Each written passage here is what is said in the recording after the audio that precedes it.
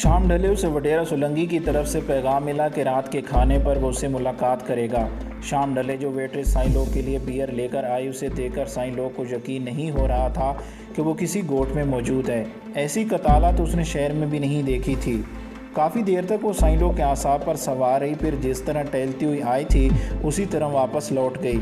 उसके सामने बड़ी स्क्रीन का टीवी मौजूद था, जिसका राब्ता छत पर रखी बड़ी बड़ी डिशों से था और साईं लोगों के लिए 60-70 से ज़्यादा बैनुल अक़वामी चैनल देखने का बंदोबस्त किया गया था। उसने रिमोट पकड़ा और यके बाद दीगरों से दबाता चला गया।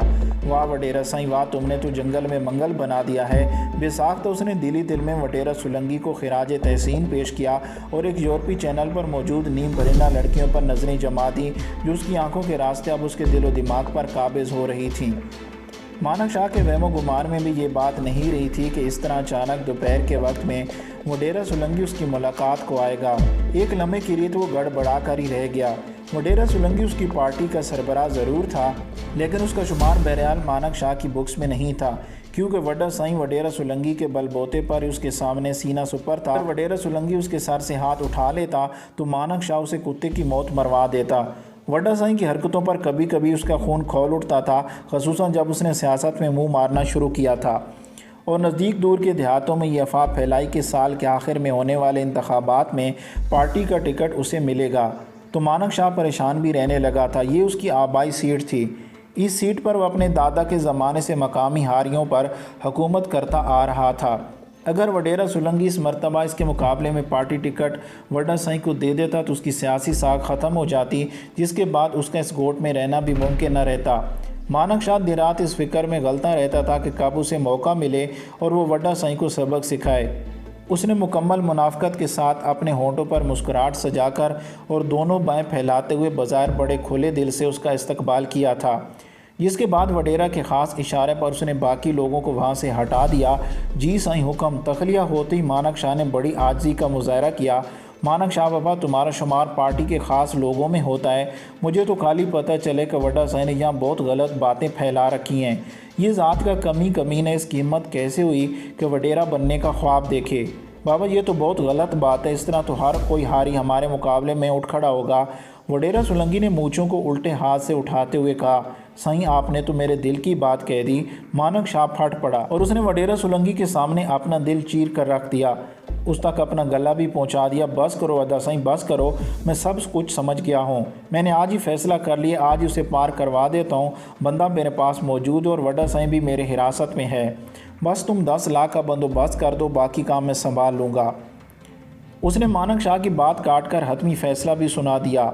मानक शाह के लिए वड्डा साईं के सर की कीमत 10 लाख कुछ ज़्यादा नहीं थी, लेकिन वो भी मकामी वडेरा था और इतनी जल्दी काबू आने वाला भी नहीं था। वडेरा साईं, मेरे हालात तो आप जानते हैं, हर माह 2-3 लाख तो यही कम वक्त खा जाता है।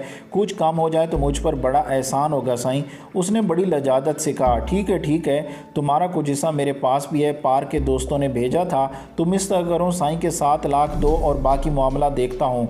बस अब देर न करो, मुझे जल्दी वापस जाना है। और हाँ, मेरे इस दौरे का इल्म तुम्हारे डेरे से बाहर नहीं होना चाहिए। वडेरा सोलंकी ने कीमती सुगार सलगाते हुए कहा, जो हुक्म साईं, जो हुक्म। अगर रुक जाए तो। मानक शाह ने हाथ बांधते हुए कहा, मानक शाह, तुमसे 2 रोज़ के बाद एक बड़ी पार्टी लूँगा। बस तुम खाली ये खबर सुन लेना, फिर शहर में पार्टी का इंतज़ाम रखना। वडेरा सोलंकी ने कहका लगाया, साईं नौकर क्या और नखरा क्या, आपके तो हम ताबेदार हैं साईं। मानक शाह ने कहा और माजरत करके दूसरे कमरे में चला गया। एक लम्हे के लिए उसे ख्याल आ कि कहीं ये भी कोई चाल ही ना हो, लेकिन अगर ये कोई चाल भी है, उसने सोचा, तो भी उसके लिए बड़ी सीधी पड़ेगी। वजह कुछ भी रहे, उसे वड्डा साईं की लाश चाहिए थी। उसकी मौत से एक मरतबा फिर वह गोट का बेताज बादशाह बन सकता था। उसके कारिंदे लोगों के दिमागों में ये बात आसानी से डाल सकते थे कि वडेरा मानक शाह ने वड्डा साईं को मरवा दिया है और लोगों के पास इस खबर पर यकीन ना करने की कोई माकूल वजह नहीं थी, जिसके बाद किसी को उसके सामने दुम मारने की हिम्मत ना हुई। जहाँ तक उसके बेटे साईं लोग का सवाल था, वो गोट में आना पसंद ही नहीं करता था। उसे शहर बहुत रास आ गया था। थोड़ी देर बाद ही वडेरा सोलंकी 7 लाख कैश के साथ वहाँ से रुखसत हो रहा था। जिस तरह आंधी और तूफ़ान की रफ्तार से वो आया था, उसी तरह वापस लौट गया। शाम ढल रही थी जब वो साईं लोग की आरामगाह पर पहुंचा। कोई बेआरामी तो नहीं है साईं लोग? उसने स्क्रीन पर नज़रें जमाए साईं लोग से पूछा। ना वडेरा साईं ना, आपने तो यहाँ दिल खुश रखने का सारा सामान रखा हुआ है, उसने नदीदे बच्चों की तरह खुश होते हुए कहा। अरे बाबा ये तो कुछ भी नहीं, हमारे साथ दोस्ती लगाई है तो अपने शहर को भूल जाओगे। ये कहते उसने घंटी बजाई। दूसरे ही लम्हे वही खूबसूरत वेट्रेस अंदर आ गई जो साईं लोग के आसाप पर पहले से सवार थी। आज रात ये छोरी तुम्हारी मेज़बानी करेगी। बाबा साईं लोग यहाँ सब कुछ मौजूद है, जब तक जी चाहे ऐश करो मौज करो, जब जी चाहे जहाँ जाना चाहो हम आपको पहुँचा देंगे। शुक्रिया वड्डा साईं, तुमने साईं लोग को ख़रीद लिया। आप मुझसे हाथ मिलाए तो जल्दी मेरा और मेरे बाप का फ़र्क समझ जाओगे। दोनों कुछ देर तक इधर उधर की बातें करते रहे। इस दरमियान वडेरा सोलंकी ने उसे यकीन दिलाया था कि उसके बाप के कत्ल का किसी को पता नहीं चलेगा। अच्छा साईं लोग मैं चलूँ, तुम अपना गम हल्का कर लो, अभी तुम्हें अपने वड्डा साईं का मातम भी तो करना है। दोनों ने एक साथ शैतानी कहकर बुलंद की और वडेरा सोलंकी वहाँ मौजूद फाशा को उससे मुतल्लिक ज़रूरी हिदायत देकर चला गया। वड्डा साईं की लाश मकामी जंगल के बाहर से मिली थी। ये जंगल डाकुओं का मस्कन था जहाँ मुतअद्दिद पुलिस मुकाबले हो चुके थे। इस तवील जंगल में डाकुओं की खुफिया पनाहगाहें थी और लोग कम इधर जाया करते थे। एक बकरियाँ चराने वाले को वड्डा साईं की मसक लाश जंगल के नज़दीक इस हालत में मिली थी कि उसका चेहरा नाकाबिल शनाख्त हो चुका था। लाश मिलने की इत्तला पर सबसे पहले वडेरा सोलंकी मौका पर पहुंचा था। उसके चेहरे पर सोगवारी आया थी। शाम तक साईं लोग भी अपने मुरीदों समेत 3 बड़ी जीपों में शहर से यहाँ पहुँच गया। मानक शाह ने तो बाकायदा आंसू बहाए थे। वडेरा सोलंकी की तरफ से खसूसी प्रेस कॉन्फ्रेंस का एहतमाम किया गया, जिसमें उसने बड़े दुखी दिल से बयान जारी किया कि वड्डा साईं को सरकारी एजेंसियों ने कत्ल करके उसकी लाश जंगल में फेंकी है।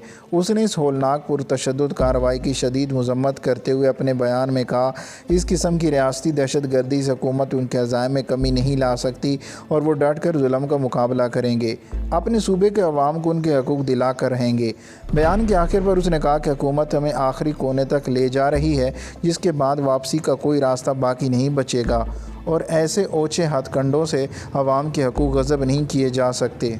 साईं लोग ने कोई बयान जारी नहीं किया था जब अखबारी नुमाइंदों ने, जिन्हें वडेरा सोलंकी के कारिंदे अपने एयर कंडीशन गाड़ियों में शहर से यहाँ लेकर आए थे और जिनके पेट और जेबें अच्छी तरह भर दी गई थीं, साईं लोग से बार बार इसका रद्दअमल दरियाफ़्त किया तो उसने सिर्फ इतना कहने पर इत्तफ़ाक़ किया कि वो गैर सियासी आदमी है।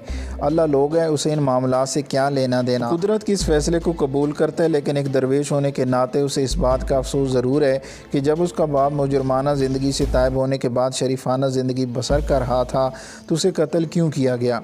जब मकामी थाने ने वड्डा साईं की लाश पोस्टमार्टम के लिए हासिल करना चाहिए तो उन्हें ज़बरदस्ती से रोक दिया गया। वडेरा सोलंकी और MP मानक शाह ने SSP से कहा कि अगर पुलिस ने लाश का पोस्टमार्टम करवाने की कोशिश की तो यहाँ आवाम पर काबू पाना उनके लिए नामुमकिन होगा। पुलिस ने भी खामोश रहना ही मुनासिब जाना, क्योंकि साईं लोग ने भी अपने बाप की लाश की मज़ीद बेहुरमती करवाने से साफ इनकार कर दिया था। इससे पहले कि ये मामला सूबाई हेडक्वार्टर तक पहुँचे, उन्होंने लाश को गसल देकर अपने आबाई कब्रिस्तान में दफन भी करवा दिया। रात गए तक साईं लोग के पास नज़दीकी गोटों से लोग ताज़ियत करने आते रहे। साईं लोग को काफ़ी देर तक खुद को सोगवार ज़ाहिर करने का ढोंग रचाना पड़ा। रात गए गम से निडाल साईं लोग को इसका गम गलत करने के लिए वडेरा सोलंकी ज़बरदस्ती अपने साथ ले गया, जहाँ सारी रात उसके खसूसी मेहमान खाने में साईं लोग अपना गम गलत करता रहा। सुबह उसे वापस उसके गोट में पहुंचा दिया गया। 6-7 रोज़ तक ड्रामा रचाने के बाद साईं लोग अपने मुरीदों समेत शहर वापस लौट गया। उसके शहर पहुंचने के दूसरे ही रोज़ वडेरा सोलंकी और मानक शाह भी शहर पहुंच गए। वड्डा साईं लोग ने उनकी खिदमत में कोई कसर न उठा रखी। वडेरा सोलंकी और मानक शाह शहर में थे जब उनकी गोट से करीबन 10-12 किलोमीटर के फासले पर मेन लाइन से गुजरती रेलगाड़ी पर यके बाद दीगरे 3 हमले हुए। पहला हमला रात को एक ट्रेन पर किया गया, दूसरा हमला कुछ फासले पर उसके ताक़ुब में आने वाली एक लोकल ट्रेन पर हुआ और तीसरे हमले में तखरीबकारों ने रेल की पटड़ी को उखाड़कर पेट्रोल की सप्लाई ले जाने वाली ट्रेन को एक तबाहकुन हादसे से दो चार किया, जिससे एक डब्बे को आग लग गई जिसने सारी ट्रेन को गिरफ्त में ले लिया और ज़बरदस्त तबाही मची। एक ही रात में होने वाले इन 3 मुख्तलिफ तखरीबकारी के वाक़यात ने मरकज़ी हुकूमत को हिला कर रख दिया।